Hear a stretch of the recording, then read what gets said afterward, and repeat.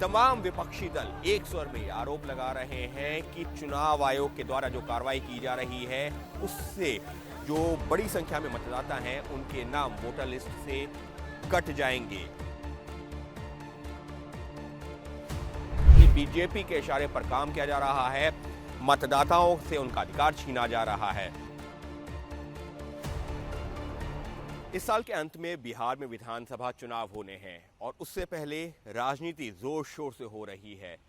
राजनीतिक बयानबाजी तो चली रही थी, लेकिन अब जो बिहार में इलेक्टोरल रोल का रिफॉर्म जिसको प्रक्रिया कहा जा रहा है, यानी कि पुनर्निरीक्षण चल रहा है मतदाता सूची का, जिसको कहा जा रहा है कि अपडेशन और अपग्रेडेशन हो रहा है, उसको लेकर भी जमकर राजनीति हो रही है। तमाम विपक्षी दल एक स्वर में आरोप लगा रहे हैं कि चुनाव आयोग के द्वारा जो कार्रवाई की जा रही है उससे जो बड़ी संख्या में मतदाता हैं उनके नाम वोटर लिस्ट से कट जाएंगे और इसी को लेकर के लगातार चुनाव आयोग से बैठकों का दौर भी जारी है। यहां तक कि कांग्रेस की तरफ से सीधे चुनाव आयोग पर हमला भी कर दिया गया है, ये कहते हुए कि बीजेपी के इशारे पर काम किया जा रहा है, मतदाताओं से उनका अधिकार छीना जा रहा है। जबकि चुनाव आयोग क्या कह रहा है? चुनाव आयोग ये कह रहा है कि तमाम आरोप पूरी तरह से भ्रमित करने वाले हैं, निराधार हैं, क्योंकि किसी मतदाता का नाम काटा नहीं जा रहा है, बल्कि ये सुनिश्चित किया जा रहा है कि जो असल में मतदाता हैं उन्हीं का नाम रहे और जो जिनके पास दस्तावेज ही नहीं है, जो ये साबित ही नहीं कर सकते कि वो देश के नागरिक भी हैं, तो आखिर वो मतदाता कैसे हो सकते हैं? चुनाव आयोग इसको लेकर के देश के संविधान का जिक्र कर रहा है, जो रिप्रेजेंटेशन ऑफ पीपल्स एक्ट है जिसके तहत चुनाव आयोग पूरे जो है नियम कानून का पालन करता है, उसका जिक्र कर रहा है। अनुच्छेद 326 का जिक्र कर रहा है जिसके तहत कौन मतदाता हो सकता है, इसका जिक्र किया गया है उसमें। ये तमाम दलीलें दे रहा है केंद्रीय चुनाव आयोग। लेकिन कुल मिलाकर के राजनीति क्या हो रही है? राजनीति ये हो रही है कि विपक्ष कह रहा है कि अब तक जो चुनाव आयोग के आधिकारिक आंकड़े हैं उसके मुताबिक करीबन 7 करोड़ 90 लाख मतदाता बिहार विधानसभा चुनाव में मतदान कर सकते हैं, लेकिन अभी जो रिवीजन की प्रक्रिया चल रही है उसमें कई लाख मतदाताओं के नाम वोटर लिस्ट से कट सकते हैं। उसकी वजह क्या है? उसकी वजह है चुनाव आयोग की ये प्रक्रिया, यानी कि जिसको कहा जा रहा है अपडेशन की प्रक्रिया चल रही है, पुनर्निरीक्षण की प्रक्रिया चल रही है। कैसे? चुनाव आयोग ने साफ तौर पर कहा है कि तमाम मतदाता जो कि जो है वोटर लिस्ट में जिनका नाम है उनको या तो अपने माता पिता से जुड़ा हुआ या फिर जो है अपना जन्म प्रमाण पत्र, ऐसे जो कई दस्तावेज हैं, 11 दस्तावेजों का जिक्र किया है जो देने होंगे, जिसके बाद ही ये वोटर लिस्ट में नाम शामिल होगा।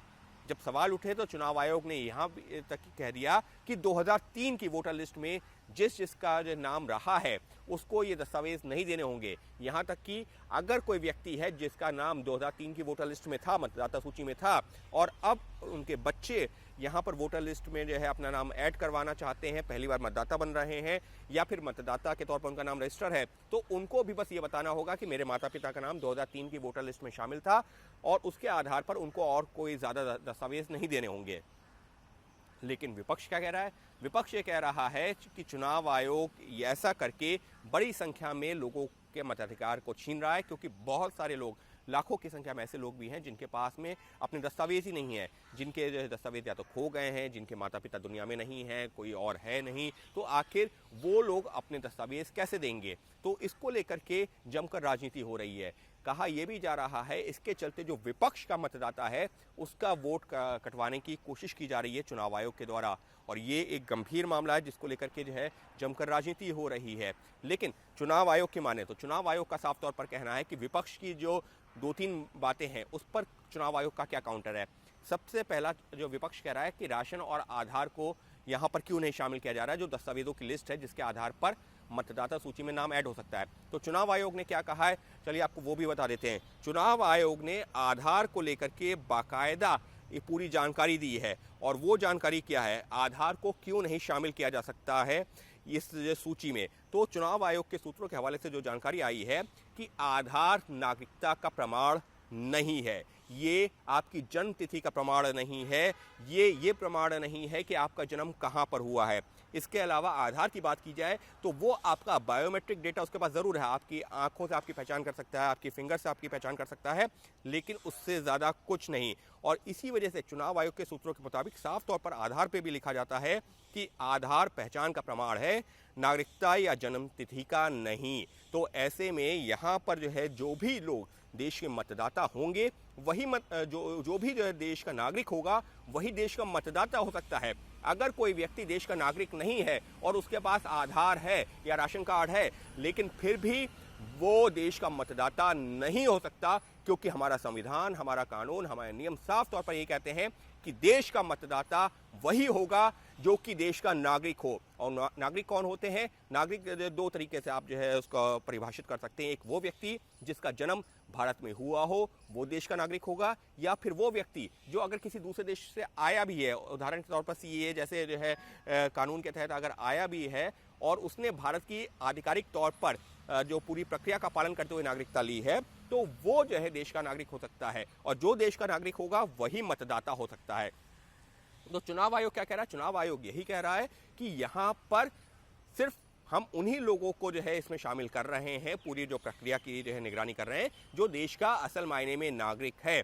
क्योंकि ये मुद्दा क्यों उठा? ये मुद्दा इस वजह से भी उठा है क्योंकि देश में जो है कई जगहों पर ऐसे भी मामले सामने आए हैं जहां पर अवैध रूप से जो है बांग्लादेशी या रोहिंग्या रह रहे हैं। उनके पास में आधार आपको मिल रहा है, उनके पास में राशन कार्ड मिल रहा है, लेकिन क्या इससे वो देश के नागरिक हो जाएंगे? जी नहीं। चुनाव आयोग यही जो है बार बार बता रहा है कि आधार का मतलब ये नहीं कि आप देश के नागरिक हो गए। देश के नागरिक के लिए आपके पास नागरिकता होना जरूरी है। आपका जन्म जो है भारत में होना चाहिए, या आपने आधिकारिक तौर पर, संवैधानिक तौर पर नागरिकता ली हो। और इसी वजह से ये प्रक्रिया महत्वपूर्ण है। और चुनाव आयोग की तरफ से जो जानकारी निकल के आई है, एक और आधिकारिक अपडेटेड आंकड़ा वो ये है कि शनिवार 5 जुलाई शाम 5 बजे तक करीबन जो है जो 13% लोगों ने जो फॉर्म लिए थे चुनाव आयोग से अपने नाम को जो है एक तरीके से प्रमाणित करने के लिए कि उनका सूची में नाम होना चाहिए, 13% लोगों ने वो फॉर्म जमा कर दिए हैं। जो करीबन 7 करोड़ 90 लाख मतदाता हैं, उसमें से करीबन 13% लोगों ने फॉर्म जमा भी कर दिए हैं। इतना ही नहीं, चुनाव आयोग की तरफ से ये भी जो जानकारी निकल के सामने आ रही है कि करीबन 93.5%, 93.57% लोगों ने 5 जुलाई की शाम तक वो फॉर्म ले लिया है, जिसके आधार पर उनको जो है अपना जो वोटर लिस्ट में नाम है अपग्रेड करना है। लेकिन फिर दोहरा रहे हैं, चुनाव आयोग ने साफ कहा है जो 4 करोड़ 96 लाख मतदाता थे जिनका नाम 2003 की वोटर लिस्ट में था, उनको ज़्यादा कोई दस्तावेज देने की जरूरत नहीं है, बस उनको ये बताना है कि उनका नाम उस लिस्ट में था। लेकिन अगर ऐसे लोग जिनके पास में जो है ये दस्तावेज ही नहीं है कि उनका जन्म भारत में हुआ है, उनके माता पिता का जन्म भारत में हुआ है, तो फिर अगर वो ये साबित ही नहीं कर सकते कि भारत में जो वो जन्म हुए हैं या भारत के नागरिक हैं, तो वो यहाँ के मतदाता कैसे हो सकते हैं?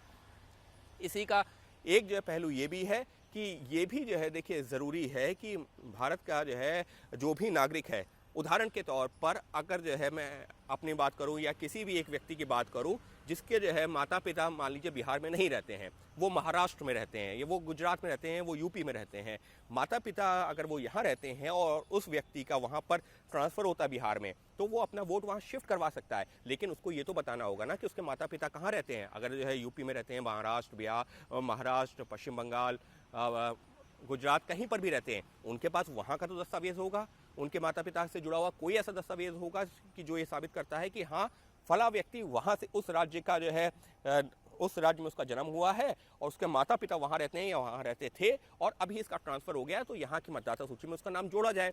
लेकिन ये तो जो वही प्रक्रिया है ना कि जो मतदाता होगा या जो देश का नागरिक होगा, अगर कोई एक ऐसा व्यक्ति, उदाहरण के तौर पर एक कोई ऐसा अवैध बांग्लादेशी जो दिल्ली में रह रहा है और वो ये कहे कि नहीं मेरा नाम जो मैं बिहार में जो नौकरी करने जा रहा हूँ वहाँ की वोटर लिस्ट में नाम जोड़ दिया जाए, तो कैसे होगा? क्योंकि वो देश का नागरिक ही नहीं है। भले ही उसके पास आधार हो, क्योंकि फर्जी आधार भी बने हैं, लोगों के पास मिले थे, पुलिस ने जिनको जो है अरेस्ट किया था, तो फर्जी आधार मिले हैं, राशन कार्ड मिले हैं, तो सिर्फ आधार और राशन कार्ड के आधार पर आपको मतदाता नहीं माना जा सकता। और चुनाव आयोग की पूरी कोशिश ये है कि इस प्रक्रिया को जल्द से जल्द पूरा किया जाए। एक दूसरी महत्वपूर्ण जो है चीज़ और क्या चल रही है, राजनीतिक तौर पर जो है काफ़ी गर्मी हो रही है और मौसम भी काफ़ी गर्म है, काफ़ी उमस भरा है, लेकिन सबके बीच में एक जानकारी और निकल के सामने आ रही है और वो ये है कि चुनाव आयोग क्या कह रहा है। चुनाव आयोग ये कह रहा है कि विपक्ष कह रहा है कि 1 महीने में ये प्रक्रिया कैसे पूरी की जा रही है और इससे पहले की जो प्रक्रिया हुई थी 22 साल पहले, वो 1 महीने में नहीं हुई थी। तो चुनाव आयोग की तरफ से जानकारी भी दी गई है। क्या जानकारी दी गई है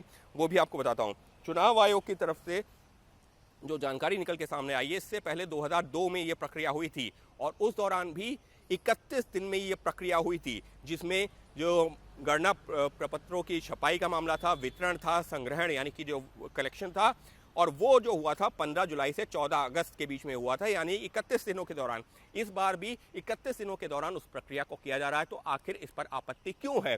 तो कुल मिलाकर के विपक्ष चुनाव आयोग पर हमला कर रहा है, ये कहते हुए कि वोट कटवाने की साजिश चल रही है। चुनाव आयोग ये कह रहा है कि हम ये सुनिश्चित कर रहे हैं कि मतदाता वही हो जो देश का नागरिक हो, क्योंकि देश का अगर नागरिक नहीं है कोई व्यक्ति तो वो मतदाता हो ही नहीं सकता।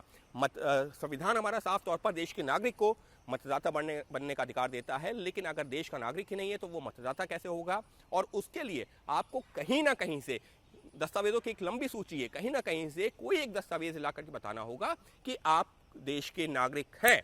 और अगर आप ये साबित करते हैं तब तो आपका मतदाता सूची में नाम ऐड होगा, और नहीं तो फिर वो नाम कट जाएगा। और इसको लेकर के राजनीति इस वजह से हो रही क्योंकि विपक्ष का साफ तौर पर आरोप है कि उनके मतदाता, अब वो कौन से मतदाता विपक्ष को, लेकिन ऐसा लग रहा है कि जो उनके मतदाता हैं बड़ी संख्या में उनके वोट कट सकते हैं। इसी वजह से बिहार से लेकर बंगाल तक के जो राजनीतिक दल हैं वो इस मुद्दे को और ज़्यादा जोर शोर से उठा रहे हैं।